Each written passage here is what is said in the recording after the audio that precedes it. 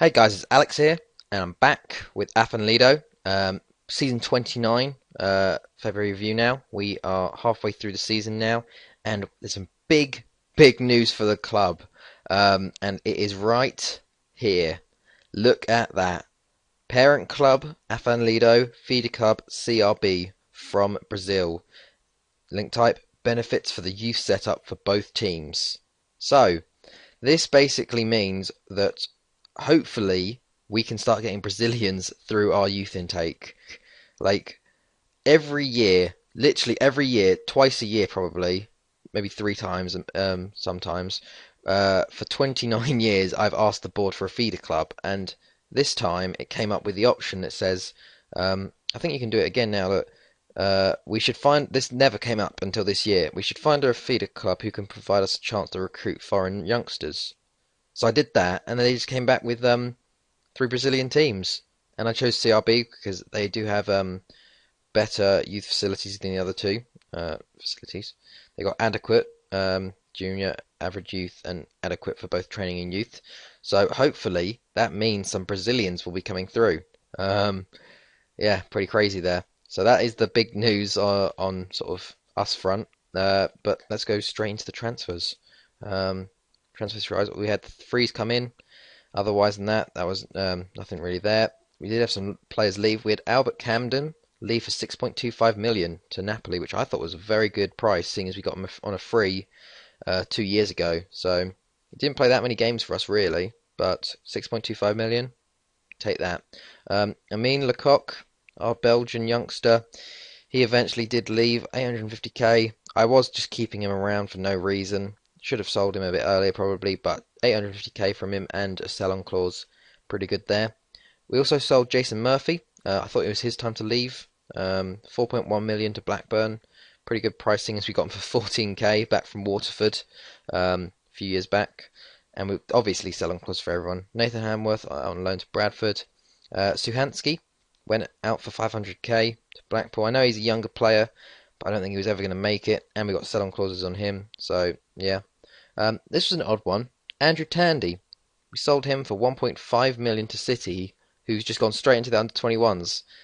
Um, yeah, that happened. I think that happened with Nathan Roberts when we let him go on a free, I think, and then ABBA picked him up, and then Man U bought him for 750k, and then they just released him on a free. A year later, he didn't play for them at all, which is a bit crazy there. So odd, but 1.5 million for him. Been at the club a long time, and I wanted our new young goalkeeper to come through. So yeah, pretty good there. He did have a loan at Man City for some reason, which is odd, but yeah. A few more loans. Andy Sullivan going to Peterborough, Gary Parry to Shrewsbury, Lawson Noble.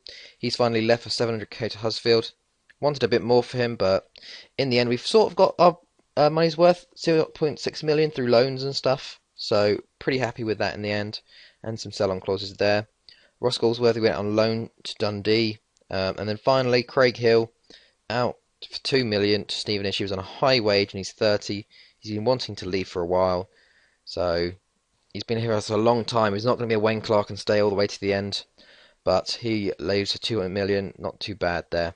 But yeah, that is the transfers, bringing 16 million overall, and none going out. So that's good for our sort of budget. And there, as you can see, all of these sell-on clauses. We still have sell-on clauses like Kim Byung-yong, but that never seems to happen. They never seem to get sold on after I sell them, which is really annoying. Um, but yeah, look at that. Kim Byung-yong's 33. He's been there for 5 years now. Doesn't seem like 5 years we sold him. But yeah, so go straight into the fixtures. Had lots of friendlies as per usual to raise funds, loads and loads, some losses, some wins, whatever. Had Champions League qualifying. Actually, this has been a pretty iffy season, I'd say. Wise, we drew 1-1 with Lech. Pulio with a penalty, and they got one late on, so we needed to go and actually win. We did win though, 4-1 win at home. Capozzielli with his first goal. Potter and own goal, and Markey with goals there. Then we took on Prestien, who've come back up now. 4-1 win. Goshal with his first goal. Montiel, Greek Jordan, who's come back on loan and he's going to start playing this year. And Pablo Rodriguez with his first goal. We had what's it? Hapoel Tel Aviv, not Maccabi. and we beat them 5-2 away, which is a lot better. Markey with 2, Nelson, Xanthopoulos, and Potter. Took on Ryder away, 4-0. David Sullivan, Jordan Martin, Perry, and Goschel with another goal. Tel Aviv, again, home was a 2-0 win, Jarman with both. So that means we go straight into the Champions League group stage. And then that was a... but I think I wanted to just show you. There was not... wait, let me just have a look. There we're going this way. There was not going to be just one Welsh team in the Champions League this year. Yes, Champions League best place playoff. ABBA beat Rangers to go through. And this is what a game this is. Look at that. Basically, ABBA had won 1-0 at home. Then Rangers had taken the lead. So it was 1-1 on the aggregate. 118th minute, Lee Allen, Rangers superstar, scores for them. And then basically in the 122nd minute, extra time of the extra time, they get a penalty. And Darren Bingham steps up and scores it for them to take them through to their first Champions League group stage.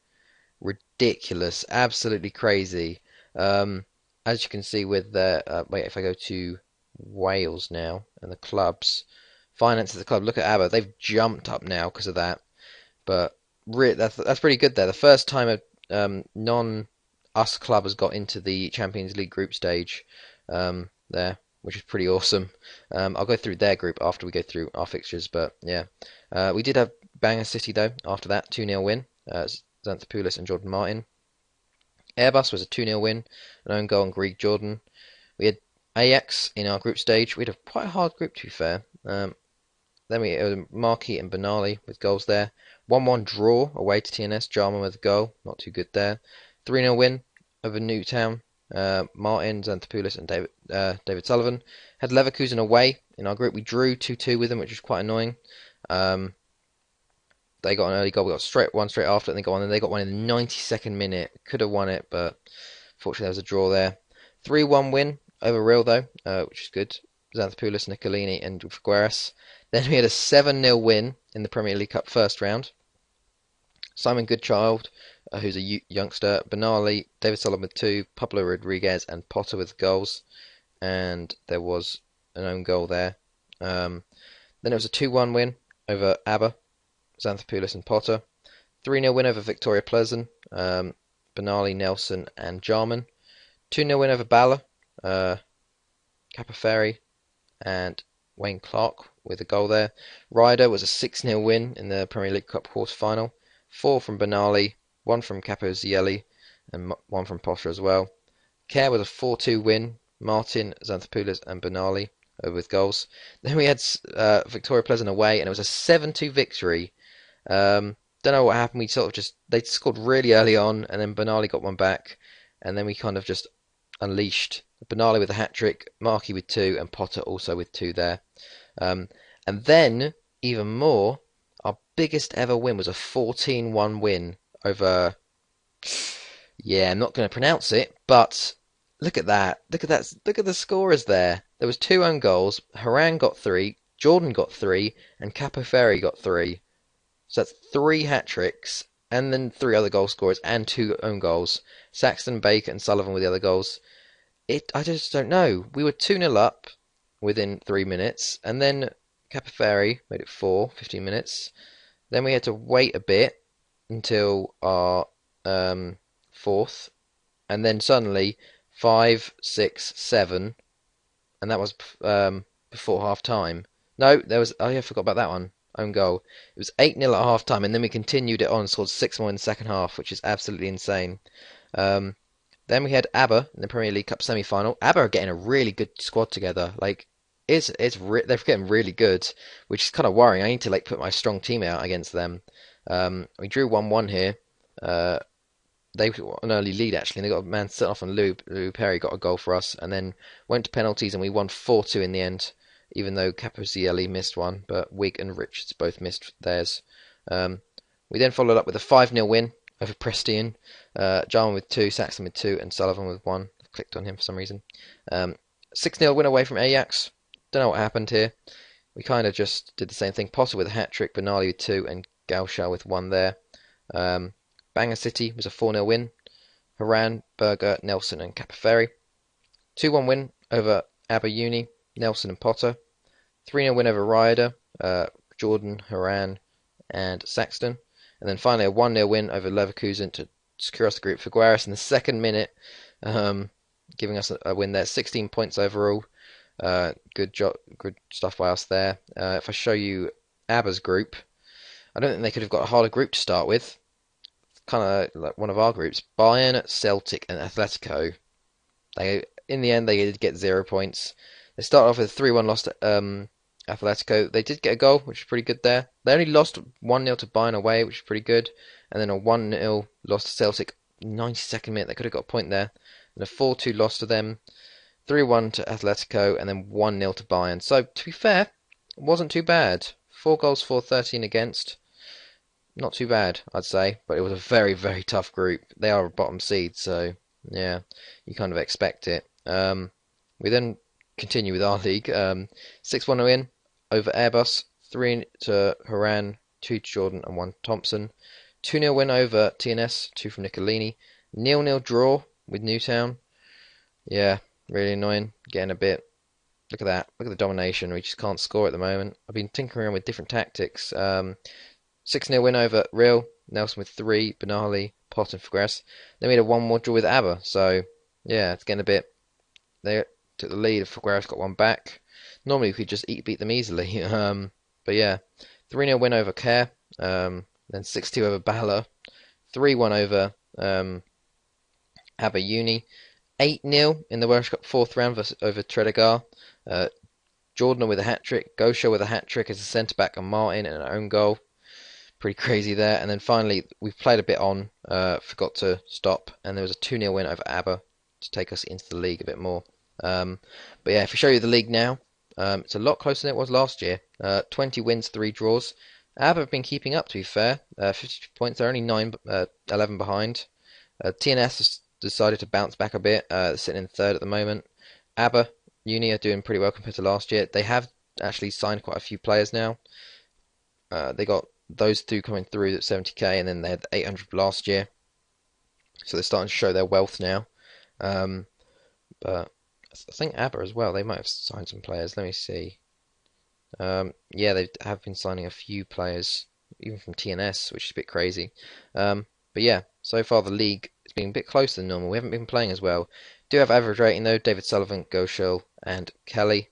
And assist-wise, Sullivan, Benali, and Nicolini with the goals there. If you look at the Welsh awards, I guess.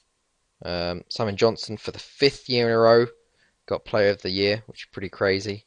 Then young footballer went to Graham Marriott from Man City. He's a great player. Ross Galsworthy, our player on loan to Dundee, actually got 2nd, which is pretty good there. But yeah, I could have signed Johnson, but we wanted ridiculous wages. He's on 125k a week anyway. But yeah, so if we look at the squad, goals wise, Benani's got 17, 16 for Potter, 11 for Jordan, which is pretty good there. 9 for Nelson. Gosha's got 7. Santopoulos got 7. Sullivan, Markey, and Jarman all have 7. Assists wise, 17 for Nelson, 15 for Sullivan, 15 for Benali. So pretty good overall there. But yeah, I'm just really happy with that affiliate club. Really happy with that. I think we've had some fixtures with Italy. I don't know. Have we? Had a few friendlies, I guess. We did some qualifying. Not really important. I'll just, yeah, you can look at that if you want. I think I might retire, resign from international management after this Italy World Cup that comes up next, because it's just a bit meh. Got a pretty tough group with Holland in there, but yeah, I think I forgot to show you who came through our under-19s last year. I think it was Josh Holmes, who actually we sold Andrew Tandy to let him come through, and also Luke Martin, who's a defensive mid, who we're turning into a centre mid. Looks pretty good. Otherwise, bunch of crap. But yeah, I think there was. Oh yeah, transfers. We do have 2 players. Yeah, 2 players coming in. O'Sullivan, Look how old he looks. He's been released. He's actually a staff member now. We're signing him as a coach, so getting another player in there. Two players, one from Lincoln, one from West Ham. Ian Dalziel, a very good Scottish attacking mid here actually. Surprised I could get him on such cheap wages. Looks like he'll be very good. He's coming in on a free. And then Michael Ferguson, who is a 4.5 star potential 19-year-old attacking mid as well. Who the last 4.5 star potential was Figueras, so hopefully he has the same sort of thing. But yeah, he looks good as well, so signed them too. But otherwise, I think that's generally it. Other than that, there's not much to report really. Just we got an affiliate club, so I expect to see Brazilians starting to come through in Wales. But yeah, so I will be back towards the end of the season, depending on what happens. But anyways, I hope you guys enjoyed this. It's been Alex, and I'll see you guys later.